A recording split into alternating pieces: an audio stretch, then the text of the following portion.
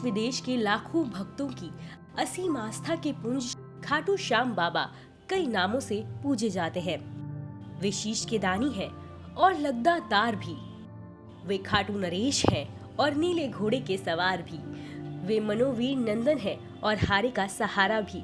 वे बर्बरीक भी हैं और वो खाटू श्याम सरकार भी। कलयुग में श्री कृष्ण अवतार के रूप में पूजित खाटू श्याम का भव्य मंदिर राजस्थान के सीकर जिले में स्थित है।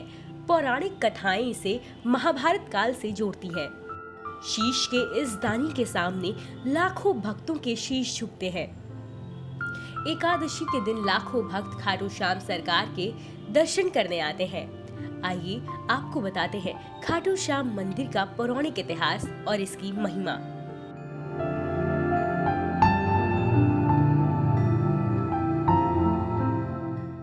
दुखों की धूप में तू छांव बनकर आया है। मेरी तकलीफ को तूने हर बार अपनाया है। कैसे करूं तेरा शुक्रिया श्याम बाबा, तूने ही तो मुझे कंकर से हीरा बनाया है। महाभारत में लक्षाग्रह षड्यंत्र के बाद पांडवों की मुलाकात वन में हिडिंबा नामक राक्षसी से हुई थी। भीम का रूप देखकर हिडिंबा उन पर मोहित हो गई।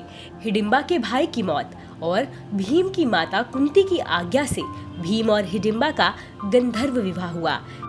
हिडिंबा गर्भवती हुई तो उसने बलशाली पुत्र घटोत्कच को जन्म दिया।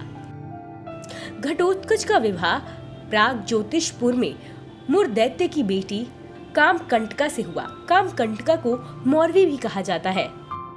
कुछ समय बाद घटोत्कच का पुत्र हुआ। उसके शेर के समान सुंदर केश थे। इससे उसका नाम बर्बरीक रखा गया। महापराक्रमी बर्बरीक ने और बल की प्राप्ति के लिए देवियों की आराधना की। उनसे 3 ऐसे दुर्लभ और दिव्य तीरों का वरदान पाया जो अपने दुर्गम से दुर्गम लक्ष्य को भेद कर वापस लौट आते थे। देवियों की आज्ञा से बर्बरीक वहीं निवास करने लगे। तब मगध देश से विजय नामक ब्राह्मण आया और 7 शिवलिंगों की पूजा की। स्वप्न में ब्राह्मण को देवी ने कहा कि सिद्ध माता के सामने आंगन में साधना करो, बर्बरीक तुम्हारी सहायता करेंगे। तब बर्बरीक ने साधना में बाधा उत्पन्न करने वालों असुरों को यमलोक भेज दिया।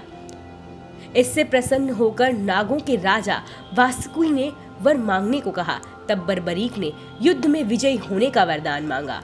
महाभारत युद्ध में भाग लेने के इरादे से बर्बरीक नीले घोड़े पर सवार होकर कुरुक्षेत्र की रणभूमि की ओर जाने लगा।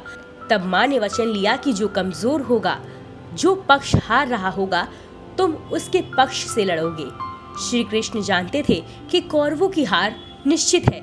ऐसे में यदि बर्बरीक उनकी ओर से लड़ेगा तो महाभारत युद्ध का निर्णय कुछ और हो सकता है। तब वे गरीब ब्राह्मण के रूप में बर्बरीक के सामने आए। अनजान बनकर उन्होंने पूछा कि तुम कौन हो और कुरुक्षेत्र क्यों जा रहे हो। जवाब में बर्बरीक ने बताया कि वे एक दानी योद्धा है। फिर क्या? श्री कृष्ण ने कहा कि तुम अपने 3 तीरों से युद्ध में क्या कर सकते हो। बर्बरीक ने कहा कि ये दिव्य बाण है।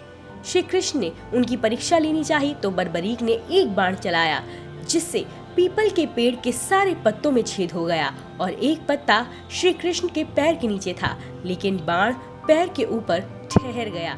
बर्बरीक ने कहा कि आप पैर हटा लें वरना ये पैर भेद देगा। श्री कृष्ण बर्बरीक की क्षमता से हैरान थे और किसी भी तरह से उसे युद्ध में भाग लेने से रोकना चाहते थे। श्री कृष्ण ने बर्बरीक से कहा कि तुम तो बड़े ही पराक्रमी हो, मुझ गरीब को कुछ दान नहीं दोगे। बर्बरीक ने जब दान मांगने के लिए कहा तो श्री कृष्ण ने बर्बरीक से उसका शीश ही मांग लिया। बर्बरीक समझ गया कि ये ब्राह्मण नहीं कोई और है। उन्होंने कहा कि ब्राह्मण देव, आप अपना वास्तविक परिचय दें। अपना वास्तविक रूप दिखाया तो बर्बरीक ने खुशी खुशी शीश दान स्वीकार कर लिया। शीश दान से पहले बर्बरीक ने श्री कृष्ण से महाभारत युद्ध देखने की इच्छा जताई। इसलिए श्री कृष्ण ने बर्बरीक के कटे हुए शीश को अवलोकन के लिए एक ऊंचे पहाड़ पर पीपल के पेड़ पर स्थापित कर दिया। श्री कृष्ण ने प्रसन्न होकर बर्बरीक के उस कटे सिर को वरदान दिया कि कलयुग में तुम मेरे श्याम नाम से पूजित होगी। तुम्हारे स्मरण और दर्शन मात्र से ही भक्तों का कल्याण होगा और उन्हें धर्म, अर्थ, काम, मोक्ष की प्राप्ति होगी। महाभारत के युद्ध में विजय श्री प्राप्त होने पर पांडव जीत का श्रेय लेने हेतु वाद विवाद कर रहे थे। तब श्री कृष्ण ने कहा कि इसका निर्णय बर्बरीक का शीश कर सकता है, क्योंकि उन्होंने पूरा युद्ध देखा है। तब बर्बरीक के शीश ने बताया कि मुझे तो युद्ध में श्री कृष्ण का सुदर्शन चक्र चलता नजर आया, जिससे कटे हुए वृक्ष की तरह योद्धा रणभूमि में गिर रहे थे। आपको बता दें कि हर साल होली के दौरान खाटू श्याम जी का मेला लगता है। एकादशी के दिन इस मेले में देश विदेश से लाखों भक्तजन बाबा खाटू श्याम जी के दर्शन के लिए आते हैं। खाटू श्याम जी मेले का आकर्षण यहाँ होने वाली मानव सेवा भी है। गरीब अमीर सभी लोग यहाँ आम आदमी की तरह आकर श्रद्धालुओं की सेवा करते हैं। ऐसा करने से पुण्य की प्राप्ति होती है। भक्तों की इस मंदिर में इतनी आस्था है कि वे अपने सारे सुखों का श्रेय श्याम बाबा को ही देते हैं। भक्त बताते हैं कि बाबा खाटू श्याम सभी की मुरादें पूरी करते हैं। खाटू श्याम में आस लगाने वालों की झोली बाबा खाली नहीं रखते।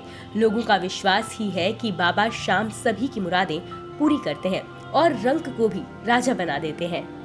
इसीलिए तो इन्हें हारे का सहारा कहा जाता है। ये खाटू श्याम बाबा के लिए लोगों की आस्था ही है, जो अलग अलग जगह से आए इन लोगों को खाटू श्याम में आकर एक कर देता है। अगर आप ऐसे ही पौराणिक कथाओं के बारे में जानना चाहते हैं तो सब्सक्राइब कीजिए भक्ति रस को। साथ ही साथ बेल आइकन भी प्रेस कीजिए ताकि कोई भी वीडियो का नोटिफिकेशन आपसे मिस ना हो। नमस्कार।